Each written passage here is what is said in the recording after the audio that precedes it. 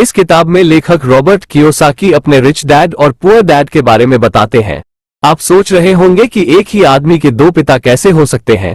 दरअसल रॉबर्ट अपने खुद के पिता को पुअर डैड कहते थे और अपने मित्र माइक के पिता को रिच डैड कहते थे। रॉबर्ट के खुद के पिता, जिन्हें वो गरीब पिता कहते थे, वो एक उच्च शिक्षित और बुद्धिमान व्यक्ति थे। वे एक पीएचडी होल्डर शिक्षक थे, जबकि उनके दूसरे पिता, जिन्हें रॉबर्ट अपना अमीर पिता कहते थे, 8वीं क्लास भी पास नहीं कर पाए। रॉबर्ट के दोनों ही डैडी अपने अपने करियर में सफल थे। दोनों ही पिताओं ने जिंदगी भर कड़ी मेहनत की और काफी पैसे कमाया, लेकिन एक हमेशा आर्थिक परेशानियों से जूझते रहे और वहीं दूसरे पिता आगे चलकर हवाई के सबसे अमीर लोगों में से एक बने। हम में से ज्यादातर लोग पैसों के बारे उन लोगों से सीखते हैं जो खुद जिंदगी भर पैसों की कमी के कारण जूझते रहते हैं। आपने देखा होगा कि कुछ लोग दूसरे लोगों को फाइनेंशियल एडवाइस ऐसे देते हैं जैसे सारी दुनिया का ज्ञान उन्हीं के पास हो। आप जरा सोचकर देखिए, अगर आप दो लोगों से सलाह मांगते हैं जिनमें से पहला 1 लाख रुपए प्रति महीना और दूसरा 10 लाख प्रति महीना कमाता है, तो इनमें से किसकी सलाह आपके लिए ज्यादा कारगर साबित होगी? मेरे हिसाब से 10 लाख प्रति महीना कमाने वाले व्यक्ति की सलाह आपके लिए ज्यादा कारगर साबित होगी। रॉबर्ट कहते हैं, मैं खुश नसीब था कि मेरे दो डैडी, एक गरीब और दूसरे अमीर थे। इसलिए मेरे पास दो विरोधी दृष्टिकोणों का विकल्प था, एक गरीब आदमी का और दूसरा अमीर आदमी का। मिसाल के तौर पर पुअर डैडी कहते थे, पैसे का प्रेम ही सारी बुराई की जड़ है। वहीं रिच डैडी कहते थे, पैसे की कमी सारी बुराई की जड़ है। पुअर डैडी कहते थे, मैं इसे नहीं खरीद सकता। वहीं रिच डैडी कहते थे, मैं इसे कैसे खरीद सकता हूं। यहाँ एक वाक्य कथन और दूसरा प्रश्न है। एक में बात खत्म हो जाती है और दूसरे में आपका दिमाग सोचने के लिए मजबूर हो जाता है कि इसे कैसे खरीदा जा सकता है। अमीर डैडी कहते हैं, मैं इसे नहीं खरीद सकता। ये कहना मानसिक आलस्य की निशानी है। पुअर डैडी सलाह देते थे, मेहनत से पढ़ो ताकि तुम्हें किसी अच्छी कंपनी में नौकरी मिल सके। वहीं अमीर डैडी नसीहत देते थे, मेहनत से पढ़ो ताकि तुम्हें खरीदने के लिए कोई अच्छी कंपनी मिल जाए। पुअर डैडी कहते थे, मैं इसलिए अमीर नहीं हूं क्योंकि मुझे बाल बच्चों को पालना पड़ता है।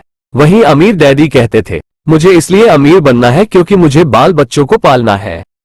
आखिरकार रॉबर्ट टी कियोसाकी ने मात्र 9 वर्ष उम्र ही फैसला ले लिया कि वे सिर्फ अमीर डैडी की सलाह मानेंगे और केवल उन्हीं के बताए गए रास्ते पर चलेंगे।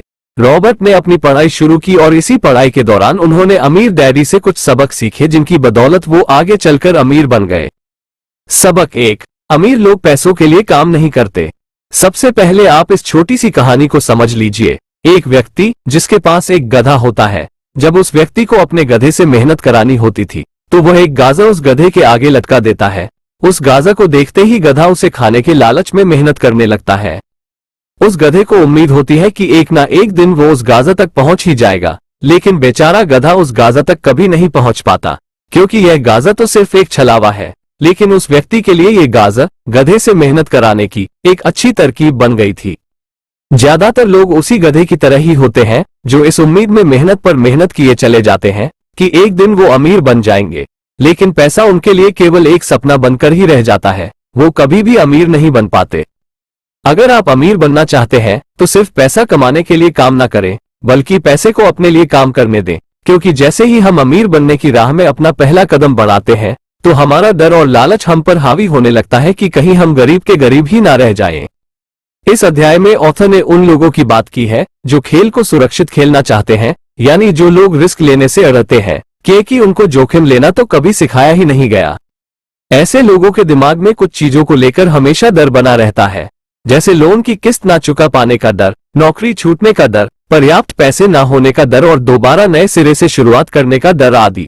इन्हीं डर की वजह से ज्यादातर लोग नौकरी करते हैं। यही डर और लालच हमें ऐसे चक्कर में उलझा देता है जो कभी खत्म होने का नाम नहीं लेता। हम ज्यादा मेहनत करते हैं ताकि हम ज्यादा कमा सके, लेकिन फिर हमारे खर्चे भी उसी हिसाब से बढ़ने लगते हैं। इसी को अमीर डैड रैट रेस, चूहा दौड़ कहते हैं, जो कि एक ट्रैप है। हमको लालच और डर के इस ट्रैप से बचना है, क्योंकि हम में से ज्यादातर लोग जो अमीर बनना चाहते हैं इसी ट्रैप का शिकार हो जाते हैं। लेखक का कहना है कि हर इंसान की जिंदगी में अपॉर्चुनिटीज, मौके आती हैं, लेकिन जहां अमीर लोग उन अपॉर्चुनिटीज को पहचान कर उनको अपने लक्ष्य में तब्दील कर लेते हैं, वहीं गरीब लोग इन अपॉर्चुनिटीज को देख ही नहीं पाते, क्योंकि गरीब लोग हमेशा पैसे और सिक्योरिटी के पीछे भागने में लगे रहते हैं। लेखक का कहना है कि पैसा हमारे लिए 24 घंटे काम कर सकता है, लेकिन अगर हम पैसे के लिए काम कर रहे हैं तो उसका फायदा केवल हमारे मालिक को होता है या उस कंपनी को जहां आप नौकरी कर रहे हैं। और अगर हम पैसे को अपने लिए काम पर लगाते हैं तो सारी पावर और कंट्रोल हमारे हाथों में होता है। इसलिए पैसों के लिए काम करने के बजाय पैसे को अपने लिए काम करने के लिए मजबूर कर दीजिए।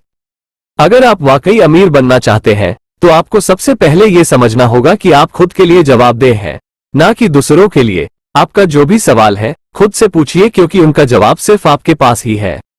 अमीर बनने की राह में आपका पहला कदम होना चाहिए कि आप सबसे पहले अपने मन से डर निकाल दीजिए, क्योंकि ज्यादा पैसा न कमा पाने का डर और लालच ही आपको बिना सोचे समझे काम करने के लिए मजबूर करता है और आपको नाकामयाबी के रास्ते पर धकेलता है। इसलिए डर और लालच को खुद पर इतना हावी न होने दें कि उसकी वजह से आप उल्टे सीधे फैसले लेते रहें। बेहतर होगा कि आप जो भी करें अच्छे से सोच समझ कर करें। अपना कोई भी निर्णय जल्दबाजी में न लें। आपको प्रतिदिन अपने आप से पूछना चाहिए कि क्या आप उतना कर पा रहे हैं जितना आपको अपनी पोटेंशियल के मुताबिक करना चाहिए। ऐसे लोगों की तरह सोचना बंद कर दीजिए जो सिर्फ और सिर्फ पैसों के लिए ही काम करते हैं। अमीर डैडी अपने पहले सबक की शुरुआत कुछ इस तरह करते हैं कि वो रॉबर्ट और उसके मित्र माइक को अपने एक कन्वीनियंस स्टोर में काम पर लगा लेते हैं। इस काम के लिए उन्हें कोई पैसा नहीं मिलता, फिर भी वो दोनों काम करते रहते हैं। वो दोनों पूरे दिल से इस काम को करते हैं। इसका फायदा ये हुआ कि इस काम के दौरान उनके दिमाग में कई नए आइडिया आए। अमीर डैडी ने उन दोनों को बताया था कि पैसा कमाने के तरीकों पर हमेशा निगाह रखें। अगर आपने एक बार अवसर को पहचान लिया तो आप जीवन भर अच्छे अवसरों को पहचानने लगोगे।